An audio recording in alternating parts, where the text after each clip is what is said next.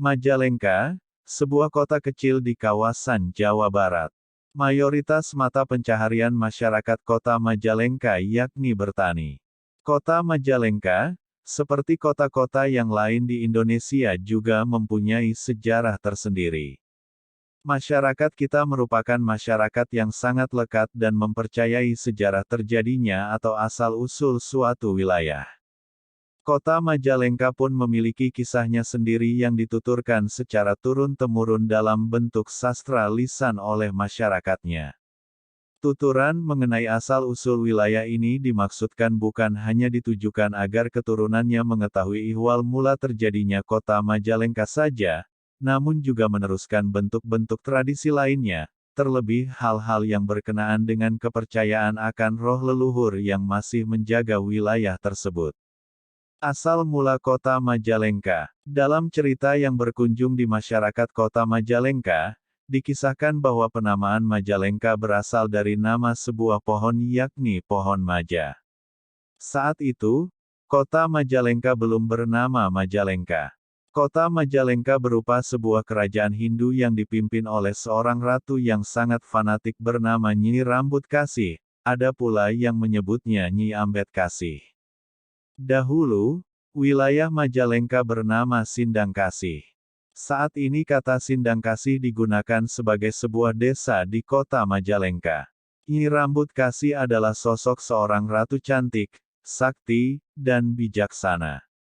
Nyi Rambut Kasih mampu membuat Sindangkasih menjadi daerah yang aman, tenteram, makmur dan sentosa. Sindangkasih merupakan daerah yang subur. Berbagai tanaman melimpah ruah di daerah ini. Daerah ini dipenuhi hutan yang membentang ke arah utara dan selatan. Dalam hutan itu, pohon berbatang lurus dan tinggi dengan bentuk daun kecil-kecil, mendominasi di hutan itu. Pohon itu dinamakan pohon maja. Pohon yang memiliki khasiat untuk menyembuhkan sakit demam. Suatu hari, Sunan Gunung Jati atau Syarif Hidayatullah yang telah memerintahkan Cirebon, menitahkan kepda anaknya yang bernama Pangeran Muhammad untuk mendapatkan pohon maja. Ia memberi tugas kepada anaknya karena saat itu warganya sedang terserang penyakit demam. Disebabkan pohon maja memiliki khasiat menyembuhkan demam, maka Pangeran Muhammad pergi bersama istrinya yang bernama Nyi Siti Armilah untuk ke daerah Sindangkasih.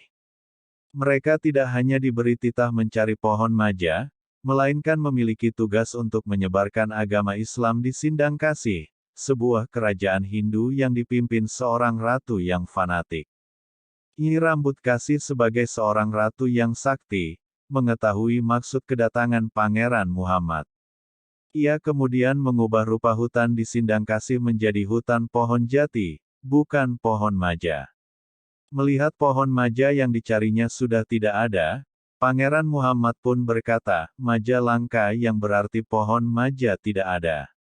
Dari situlah ihwal penamaan kota Majalengka yang sekarang ini. Pangeran Muhammad yang kecewa kemudian memutuskan tidak akan kembali ke Cirebon. Ia bertapa di kaki gunung hingga meninggal. Gunung itu kini bernama Margatapa. Sementara istrinya, mencari pohon maja dan menaklukkan Nyi Rambut Kasih yang fanatik agar bersedia memeluk agama Islam. Nyi Rambut Kasih menolak dengan keras ajakan Nyi Siti Armilah, hingga ia berucap, "Aku seorang ratu pelindung rakyat yang berkelakuan jujur dan baik, sebaliknya aku adalah ratu yang tak pernah ragu untuk menghukum rakyatnya yang bertindak curang dan buruk. Dan karena itu aku tak akan mati dan tidak mau mati." Kemudian, Nyi Siti Armilah menimpali dengan perkataan, "Jika demikian halnya, makhluk apakah gerangan namanya, yang tidak akan mati dan tidak mau mati?" Seiring dengan perkataan Nyi Siti Armilah itu, Nyi Rambut Kasih pun melenyap atau ngahiang, tanpa meninggalkan bekas kuburannya. Meskipun demikian, beberapa petilasan Nyi Rambut Kasih masih dianggap angker, di antaranya sumur, Sindangkasih, Sumur Sunjaya, Sumur, Ciasih, dan batu-batu bekas bertapa Nyi Rambut Kasih. Setelah peristiwa itu, Nyi Siti Armilah menetap di kerajaan Sindangkasih dan menyebarkan agama Islam. Ia dimakamkan di samping Kail Citangkurak. Di kali itu tumbuh pohon badori. Sebelum meninggal, Nyi Siti Armila beramanat bahwa di dekat kuburannya kelak akan menajdi tempat tinggal penguasa yang mengatur pemerintahan di daerah Maja yang langka. Letak makam Nyi Siti Armila terletak di Elakang Gedung Kabupaten Majalengka. Masyarakat kota Majalengka menamakannya Mbah Gendeng Badori dan kerap dikunjungi untuk ziarah. Masyarakat kota Majalengka sebagian besar masih mempercayai adanya roh Nyi Rambut Kasih yang menjaga atau menguasai kota Majalengka. Selama rakyat kota Majalengka masih berkelakuan jujur dan baik, maka kehidupan di kota Majalengka akan tetap tenteram, aman, subur, makmur dan sentosa.